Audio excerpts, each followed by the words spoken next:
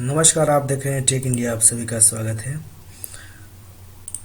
आज हम आपको लिए चलते हैं भारत के सबसे ज़्यादा ट्रेवल करने वाली संस्था भारतीय रेलवे के बारे में थोड़ा सा, यानी हम आपको बात करेंगे रेल के बारे में।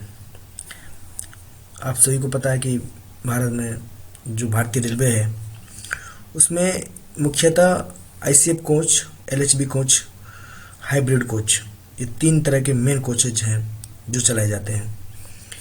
आईसीएफ कोच जो है वो कपूरथला और चेन्नई, आरसीएफ या आईसीएफ कोच जो है वो चेन्नई और कपूरथला बनाता है भारत में। एलएचबी कोच जो है जर्मनी की टेक्नोलॉजी से लिया गया, भारत में भी इसका निर्माण जारी है। हाइब्रिड कोच जो है एलएचबी को और फिएट कोच को, फिएट बोगी को मिला के बनाया गया। सबकी स्पीड अलग अलग है, सबकी क्वालिटी अलग अलग है, लेकिन 1834 के बाद भारत में उस तरह से विकास नहीं हुआ जैसा होना चाहिए। नहीं ट्रैकों का, नहीं भारत में गाड़ियों का। जैसे 1964 में जापान ने बुलेट ट्रेन चला दिया, लेकिन भारत में बुलेट ट्रेन का अभी कोई नामो निशान नहीं है। भारत सरकार अभी हाल ही में बहुत कोशिश कर रही है कि बुलेट ट्रेन चलाया जाए। इस सरकार को 2.5 साल होने वाले हैं। अभी कुछ ज़मीन पर क्या हुआ नहीं हुआ अभी कोई हाईलाइटेड नहीं है। इसके अलावा भारत में मेट्रो ट्रेन चलाई जाती है जिसकी टेक्नोलॉजी बाहर से है। तो आज जब बाहर की टेक्नोलॉजी की बात हो रही है तो हम बाहर की एक ऐसी टेक्नोलॉजी के बारे में बात करेंगे जो पूरे परिचालन सिस्टम को बदल देगी, और इसको मैं आपको डिटेल्स बताऊंगा। जी हाँ, मैं बात कर रहा था हाइपर लूप ट्रेन के बारे में। दुनिया की दूसरी बड़ी आबादी वाले देश भारत में बुलेट ट्रेन को जमीन पर उतारने का ख्वाब हकीकत की ओर बढ़ रहा है, लेकिन भविष्य में देश की जमीन पर हाइपरलूप नाम की सुपर ट्रेन भी दौड़ सकती है। इसकी रफ्तार 1223 किलोमीटर प्रति घंटा है। अगर ये ट्रेन भारत में चली तो कई दिनों तक का सफर कुछ घंटों में तय हो जाएगा। हाइपरलूप ट्रेन तैयार करने में लगी अमेरिका की हाइपरलूप ट्रांसपोर्टेशन टेक्नोलॉजी कंपनी ने केंद्र सरकार से भारत में हाइपरलूप दौड़ाने के बारे में बात की है। कंपनी के को फाउंडर बीबोप गैब्रियल ग्रेस्टा ने परिवहन मंत्री श्री नितिन गडकरी से मुलाकात की है। ग्रेस्टा ने मुंबई से पुणे के बीच हाइपरलूप ट्रेन दौड़ाने का प्रस्ताव रखा है। अगर ये प्रपोजल मंजूर हुआ तो हाइपरलूप ट्रांसपोर्टेशन टेक्नोलॉजी भारत में प्रोजेक्ट पर काम शुरू कर सकती है। हाइपरलूप सुरंग में दौड़ने वाला एक कैप्सूल है जो इलेक्ट्रोमैग्नेटिक फील्ड पर हवा में तैरता हुआ चलता है। इसकी रफ्तार 1223 किलोमीटर प्रति घंटा है। अगर हाइपरलूप भारत में दौड़ती है तो ट्रांसपोर्टेशन की तस्वीर ही बदल जाएगी। कई दिनों का थका देने वाला सफर महज घंटों में खत्म हो जाएगा और आप सुपरसोनिक स्पीड पर आरामदेह सफर का मजा ले सकते हैं। हाइपरलूप ट्रेन के सपना साकार हुआ तो शहरों के बीच की दूरी घटकर मिनटों और घंटों में तब्दील हो जाएगी। यहाँ पे दोस्तों सुपरसोनिक स्पीड की बात हो रही है। मैं बता दूं आपको सुपरसोनिक क्या है।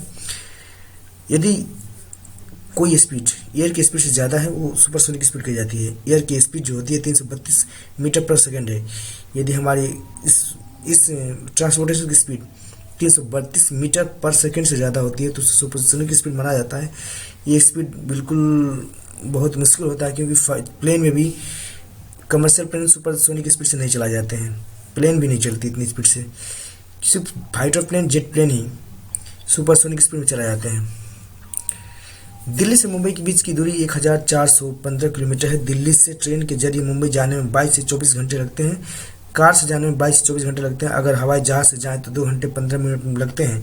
लेकिन अगर हाइपरलूप ट्रेन में सवार हुए तो महज 40 मिनट में दिल्ली से मुंबई का सफर पूरा होगा। देख सकते हैं कि हवाई जहाज से 2 घंटे 15 मिनट की बात हो रही है, यानी जो इसकी स्पीड होगी वो हवाई जहाज से भी 2 गुने से भी ज़्यादा होगी। हाइपरलूप जमीन पर, जमीन के नीचे और जमीन से ऊपर कहीं भी दौड़ाई जा सकती है। हाइपरलूप ट्रेन पेट्रोल पर नहीं दौड़ती बल्कि हवा में चलती है। इसमें पहिए भी नहीं होते। इसके पीछे लेविटेशन का सिद्धांत काम करता है, जो सिद्धांत लेविटेशन ट्रेन में यूज होता है। कुछ बुलेट ट्रेनें हैं जो लेविटेशन टेक्नोलॉजी पर काम करती हैं। ट्रेन बनाने वाली कंपनी का दावा है कि इसमें सफ़र तेज ही नहीं बल्कि सुरक्षित भी होगा। ये ट्रेन असल में एक कैप्सूल है जो वैक्यूम सुरंगों में दौड़ेगी। आवाज़ की रफ्तार से बराबरी की कोशिश है। हाइपरलूप का मकसद सिर्फ ज़बरदस्त रफ्तार ही नहीं बल्कि आपके सफ़र को एक सुकून भरा अनुभव बनाना भी है। इसके अंदर का माहौल बिल्कुल हवाई जहाज़ जैसा है। सीटें भी हवाई जहाज जैसी आरामदायक होंगी। इसमें संसाधनों का बेहतरीन इस्तेमाल किया गया है। इसके चलाने की लागत इतनी कम है कि हवाई किराए के बराबर खर्च करके भी ये हवाई जहाज के सफ़र से ज़्यादा आनंददायक यात्रा यात्रा यात्रा होगी। हाइपरलूप पर्यावरण को नुकसान पहुंचाए बगैर पब्लिक ट्रांसपोर्ट को सस्ता बनाने की बेमिसाल कोशिश है। इस ट्रेन में 2 ट्यूब होंगे जिसमें हवा बिल्कुल न के बराबर होगी, यानी हवा का दबाव शून्य। ट्रेन के आगे लगा ये पंखा हवा को पीछे धकेलेगा। ठीक उसी तरह एक पंखा ट्रेन के पीछे भी लगा होगा जो हवा के चारों ओर फैला देगा।